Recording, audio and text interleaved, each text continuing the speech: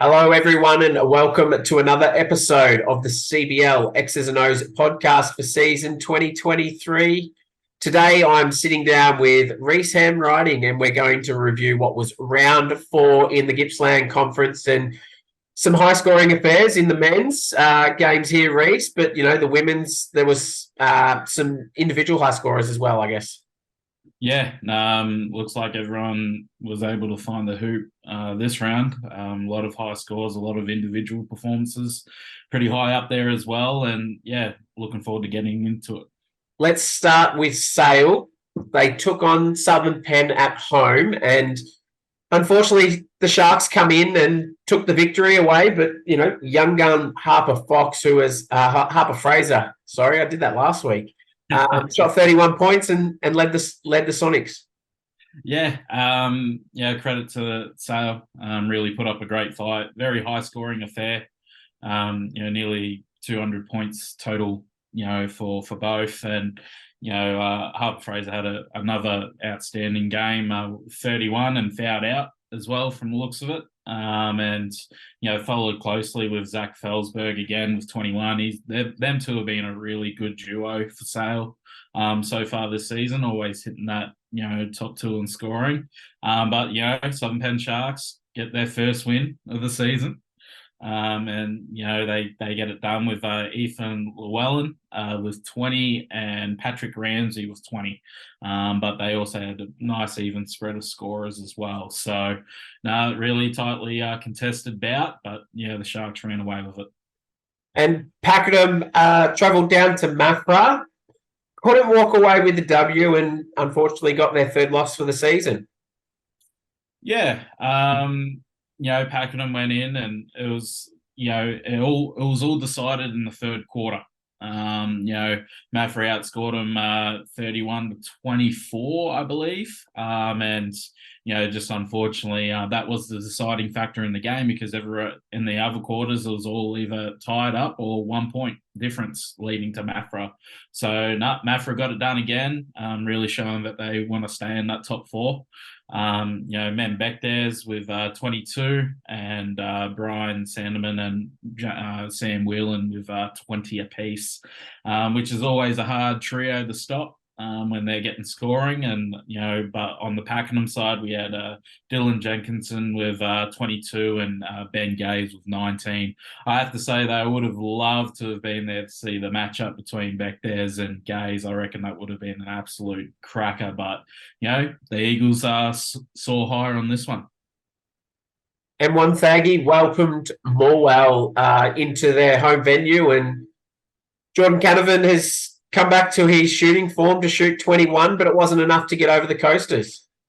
Yeah, again, one Faggy really coming to play. They're going to be definitely one of the top teams to beat. Because they're just coming in and they're getting some good wins.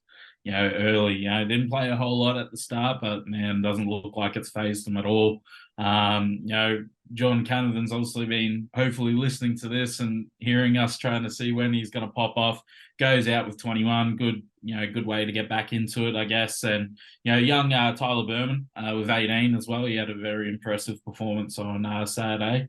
But, for the Coasters, again, Jet Garnham, really putting his name up there and putting his hand up for MVP at the end of the season. He's having a cracker season with 33. He had 33 on the weekend, and obviously Will Mortimer, 20 points to back him up. One Faggy, going to be tough. They're going to be tough. And Warragul continued their wins, and they've got 4 of them now, overcoming the Currumbara Wildcats. Yeah, I said this last week, you just didn't know which way it was going to kind of really go.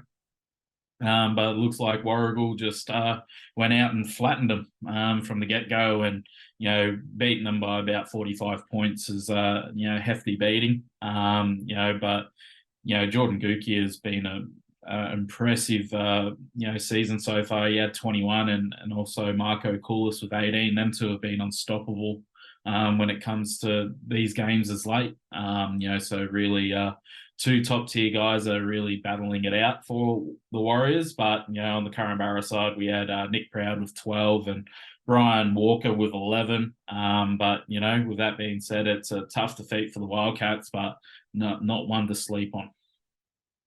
And Maui were able to continue their winning streak on Sunday against the young Sonics. However, the result is probably a little bit closer than we probably expected. And, the young Sonics pushed the Meteors by the look of it. Yeah, I believe only decided in the second half of the game, where Moe really put them away. But, with that being said, we had Jake Hutchins with 28 points for the Sonics, with Harper Fraser with 13, continuing his solid weekend. And then also, Moe, staying on top of the ladder undefeated still. With Ben Van Dyke with 27, followed closely with Ron Densbeek with 13. And Lakes Entrance made the big road trip to Cardinia Live to take on the Warriors, but they couldn't get it done. But there's a new inclusion there in Denquani for the Pelicans. Yeah, Dane came in and really stamped his authority. Not too sure who the guy is or anything like that. I haven't heard much of him, but it seems like a very good pickup for the Pelicans there. Unfortunately, he did go all the way down that highway and everything like that. Not for the result they were probably hoping for. But Dane Quiney definitely didn't disappoint. He had 20 points, followed closely with Andrew Malcolm and Jake Weenan. I do apologise, with 12 each. But Pakenham Warriors proven too good on the day. Multiple scorers. I think they ended up having about 7 or 8 guys in double digits. So definitely a lot of love shared with the ball on Sunday, with Lyndon Moon with 19, and then Kelvin Austin and Ben Gaze with 14 apiece. So Denquani, I think, trotted his stuff in NBL 1 West in 2023 from what I could research. But I know you'll jump on and have a look after this, so you're all ready and you can know what he's done when we preview the next round. But let's keep moving. Jet Garnham on Sunday continued his fine form, shooting 29 and took the Coasters to a win over the Warriors by 6 points. Yep, game of the round for me. Coin flip. You just don't know which way it was going to go. It was all tied up going in 3 quarters, and then that last quarter was decided. Really who wanted it more and who had the legs and everything like that. One Faggy did an awesome job keeping Jordan Gukia very quiet, that day. And, Jet Garnham, again, he's putting up his hand saying, yep, I need to be up in that conversation for MVP. 29 points performance, followed closely with Bill Mortimer with 26. Another guy that is definitely looking to put up his hand as well. He's a force to be reckoned with. But they get the chocolates with 6-point win over Warragul. Marco Koulis still putting his best foot forward for the Warriors with 24 points, and forever the veteran Murray Myers with 19. But yeah, tough loss for the Warriors there, but a very, very handy win for the Coasters. So the Coasters continue to hold top spot of the ladder with an undefeated record of 4-0. Followed closely by Moe, who have played the 6 games and have that undefeated record as well. So I believe them two teams play each other next week in round 5. So that is going to be a cracker in round 5. We've also then got Mafra sitting in 3rd with a 4-1 record, closely followed by Wonthaggi 4-2. We then got Traralgon in 5th with a 3-2 record, closely followed Pakenham 3-3. And then we've got Carnbarra, Southern Penn, Sale, Morwell and Lakes Entrance are the 2 teams on the bottom, still without a win, unfortunately. Yeah, as we're starting to see, we've hit that midpoint now for most. And, really looks like 1, 2, and 3 are probably all locked up. at this stage. The real race is for fourth. Warragul, Traralgon, and Pakenham all circling, trying to get these wins under their belt. It's really for Pakenham, they got to start closing out some games and really getting it done. If not, they're going to miss that opportunity.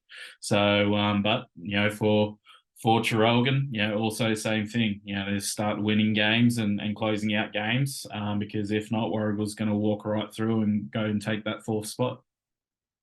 Let's jump in and have a look at the women. And Sale were able to run out 20-point victors over the Southern Pen Sharks, and Dish Centra obviously caused some trouble for the Sharks, shooting 18 for the Sonics.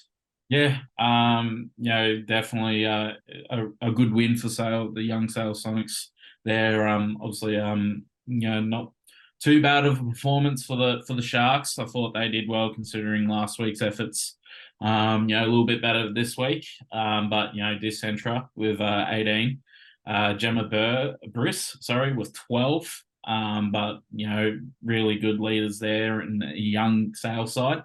And for the Sharks, we had Magnana Van Nordram. I do apologise if I butchered that. And Imogen Ekman with 6, and Magnina had 7. So good win for the Sonics there to boost up their wins for the season.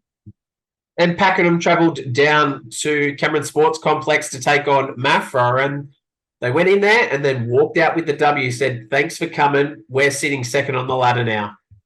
Yep, Pakenham came in and really just took it to them. Really stamped their authority early in the contest and just ran with it. And unfortunately for the Eagles, just wasn't enough. But didn't come without some good performance. And Jamie Glatley with 22, and Paige Brittle continuing her strong stance as well with 14. But when you've got Pakenham, going with 3 or 4 and double digits with 12 plus points always helps. With Ebony Sands with 21 and Hayley Letts with 18, both having really good seasons. But a really, really good win for the Warriors. And then we also got to see the Grace McRae and Abby Noblet show when Wonthaggi took on Morwell, and both of them finished with 15 points, so we couldn't separate them individually, but the Coasters ran out, 27-point victors? Yep. It's always a good matchup when you see both those names at the top of the list. Grace and Abby are such fierce competitors, both very skillful in their own ways. And I don't think there was quite the performance Morwell could have put up. I think they could have done a whole lot better. But with that being said, Wonthaggi stamped their authority and just ran away with it, like in the Mafra and Pakenham game. Just set the tone early and ran with it. To holding Morwell to essentially nearly under 10 points a quarter is great. Great defensive game by them. But Grace McRae with 15, followed closely with Gemma Thomas with 12. And for the Magic, Abby Noblet with 15, and Grace Shield, the youngster, with 12. Really good win for the Wonthaggi Coasters there. And Curramborough continued their undefeated streak, taking easy care of Warragul.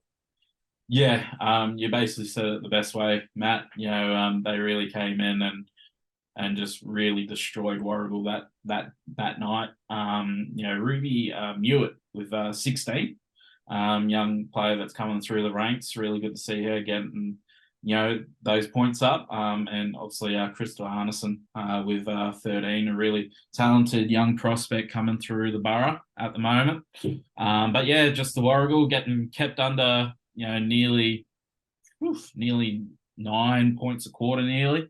Is a bit rough, but they'll probably look to capitalise come on their next performance. But Jamie Chapman with 7 and Isabella McEaron with 7 as well.